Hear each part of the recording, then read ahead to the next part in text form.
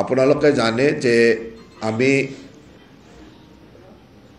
প্ৰতিযোগিতাৰ মনোভাৱ ছাত্ৰসকলৰ মাজত যাতে সুন্দৰভাৱে হয় সেই দিশ আগত ৰাখিয়ে হায়াৰ সেকেন্ডাৰী পাছ কৰা ছাত্ৰীসকলক পিছত ছাত্ৰসকলকো আমি বাণীকান্ত কাকতি বঁটা দিয়াৰ সিদ্ধান্ত লৈছিলোঁ, যেটোত হায়াৰ সেকেন্ডাৰী পাছ কৰা 60% পায় অৰ্থাৎ ফাৰ্ষ্ট ডিভিজন পায় পাছ কৰা প্ৰতিগৰাকী ছাত্ৰীক একোখনকৈ স্কুটি আৰু 75 and above percentage পায় পাছ কৰা ছাত্ৰসকলকো এই স্কুটি দিয়াৰ কথা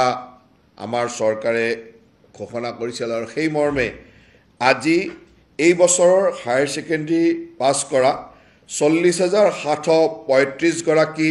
ছাত্ৰী যি 60% পায় এইবাৰ হায়াৰ সেকেন্ডাৰীত পাছ কৰিছিল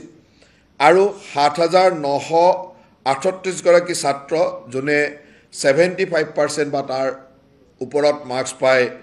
হায়াৰ সেকেন্ডাৰী পাছ কৰিছিল তেখেতসকলক বাণীকান্ত কাকতি বঁটা দিয়াৰ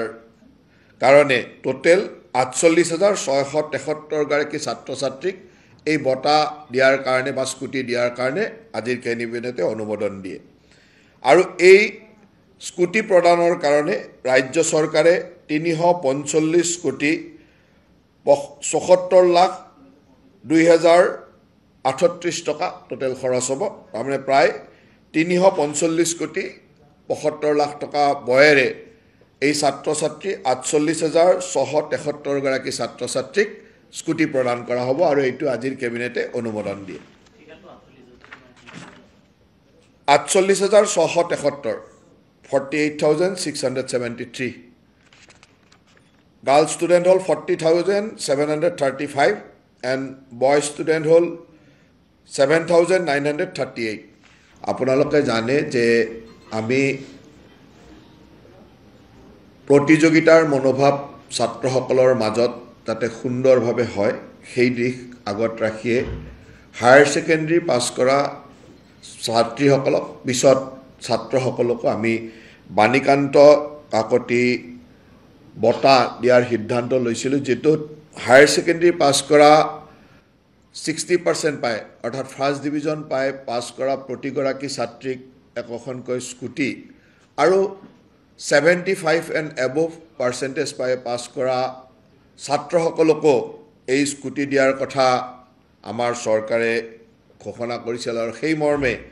আজি এই বছৰৰ হায়াৰ সেকেন্ডাৰী পাছ কৰা 40,735 গৰাকী ছাত্ৰী যি 60% পায় এইবাৰ হায়াৰ সেকেন্ডাৰীত পাছ কৰিছিল আৰু 7,938 গৰাকী ছাত্ৰ যোনে 75% বা তাৰ ওপৰত মাৰ্কছ পাই হায়াৰ সেকেন্ডাৰী পাছ কৰিছিল তেখেতসকলক বাণীকান্ত কাকতি বঁটা দিয়াৰ কাৰণে টোটেল 48,673 গৰাকী ছাত্ৰ ছাত্ৰীক এই বঁটা দিয়াৰ কাৰণে বা স্কুটি দিয়াৰ কাৰণে আজিৰ কেবিনেটে অনুমোদন